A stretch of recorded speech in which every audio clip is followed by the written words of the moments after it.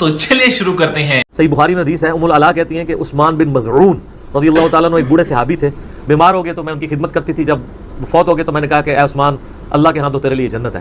تو نبی علیہ السلام پاس کھڑے تھے تو آپ نے فرمایا تجھے کس نے کہہ دیا؟ ہائے ہائے ہائے ہائے۔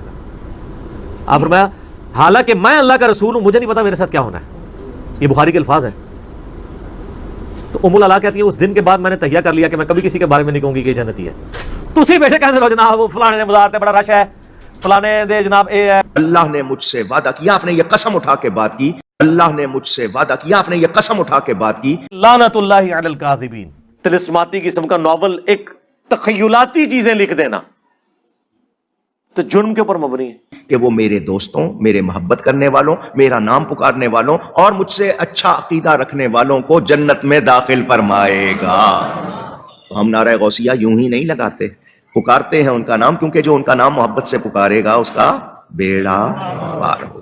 کہ اللہ کی یہ شان ہی نہیں ہے کہ کسی غیر نبی کو غیب پر مطلع کرے، وہ اپنے پیغمبروں کو غیب کے اوپر اطلاع دیتا ہے۔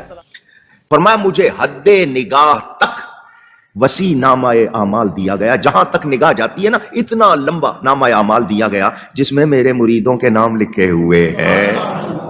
اے نبی یہ بھی فرما دیجئے میں تو نہ تمہارے لیے کسی نقصان کا مالک ہوں اور نہ کسی نفع کا مالک ہوں۔ واضح عقائد ہے جی، اگر نبی علیہ السلام کسی کے نفع و نقصان کے مالک نہیں ہے تو بزرگ کہاں سے ہو گئے؟ ساری بابیں فارغ جی۔ لوگ کہیں گے کہ اگر اللہ تعالیٰ کے محبوب صلی اللہ علیہ وآلہ وسلم کے لیے قرآن میں یہ بات آ رہی ہے کہ اے نبی تم فرما دو کہ میں تو اپنی جان کے لیے کسی کے نفع و نقصان کا مالک نہیں ہوں، تو لوگ کیا کہیں گے؟ بابے تے شاہی کوئی نہیں۔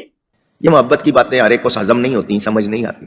تو سب تو بڑا ذلیل ہے کائنات ہے۔ فرمایا قیامت تک جو لوگ اپنی نسبت مجھ سے جوڑیں گے، مجھ سے عقیدت رکھیں گے، سب کے نام اس میں درج ہیں، اور مجھے یہ خوشخبری سنا دی گئی ہے ان تمام لوگوں کو میری نسبت سے اللہ نے بخش دیا۔ ارے جھوٹ بول رہا ہے، یہ جھوٹ بول رہا ہے۔ میری بیٹی فاطمہ میرے مال سے جو کچھ مجھ سے لینا لے لے، قیامت والے دن اللہ نے پکڑ لیا تو میں تیرے کچھ کام نہیں آؤں گا۔ لیکن اس کا یہ مطلب نہیں ہے کہ نماز نہیں پڑھنی، روزہ نہیں رکھنا، بس غوث پاک کے مرید ہو گئے بیڑا پار، تو غوث پاک کا مرید نماز چھوڑے گا، گناہ کرے گا، اس کو گناہ پسند نہیں ہوگا۔ چلو اللہ اللہ خیر، چلو آگے ٹولو۔ غوث پاک فرماتے ہیں دوزخ کا داروغہ ہے جس کا نام ہے مالک، اس فرشتے کا نام۔ میں نے اس سے پوچھا کہ کہانی تے کہانی، کیا میرے مریدوں، میرے دوستوں میں سے تیرے پاس کوئی ہے دوزخ میں؟ اس نے کہا مجھے اپنے پروردگار کی قسم کہ آپ کے مریدوں میں سے کوئی بھی نہیں ہے۔ قرآن نے بتایا ہوا ہے کہ اولیاء اللہ کی کیا خصوصیات ہیں، تو اللہ کے فضل سے جب آپ وہ خصوصیات دیکھیں گے تو آپ کو یہ جو لوگوں کے بنائے ہوئے ڈکلیئرڈ اولیاء اللہ ہیں ان کے اندر آپ کو کوئی بھی اس طرح کی فضیلت نظر ہی نہیں آئے گی۔ ان میں ایک فضیلت یہ بھی ہے ان کی کہ وہ زمین میں اکڑ کے نہیں چلتے۔ تو جو ولی کہے کہ تمام اولیاء کی گردن پہ میرا پاؤں ہے،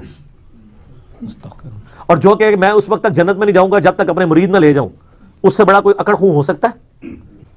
اور یہ وہ لوگ بات کر رہے ہیں جو اپنی جنت نہیں کنفرم کر سکتے کسی کو۔ کوئی شخص دنیا میں کہہ سکتا ہے کہ میں کنفرم جنتی ہوں؟ کیوں جی چس آ گئی کہ نہیں؟ فرمایا میرا ہاتھ اپنے مرید کے سر پر اس طرح چھایا ہوا ہے جس طرح زمین پر آسمان چھایا ہوا ہے۔ فرمایا مجھے اپنے رب کے عزت و جلال کی قسم میرا قدم اس وقت تک جنت کو نہیں اٹھے گا جب تک میں اپنے سارے مریدوں کو جنت میں داخل نہ کروا لوں۔ جی بخاری مسلم میں حدیث ہے کہ قیامت کے دن ہر نبی بھی کہہ رہا ہوگا آج مجھے اپنی جان کی فکر ہے، سوائے نبی علیہ السلام کے۔ اور پھر آپ کو سنا رہے ہوتے ہیں کہ شیخ عبد القادر جیلانی یہ کہہ رہے ہوں گے میں نے اس وقت تک جنت میں نہیں جانا جب تک کہ سارے مرید نہ لے جاؤں۔ یعنی شیخ عبد القادر جیلانی کا مرتبہ جو ہے وہ نبیوں سے بھی زیادہ ہے، نبی نفسہ نفسی کر رہے ہیں، اور عبد القادر جیلانی کے کہہ رہے ہیں مرید مرید مریدی مریدی۔ ایسے بڑے پیر اتنے محسن کی پھر ہم 11ویں کریں یا نہ کریں؟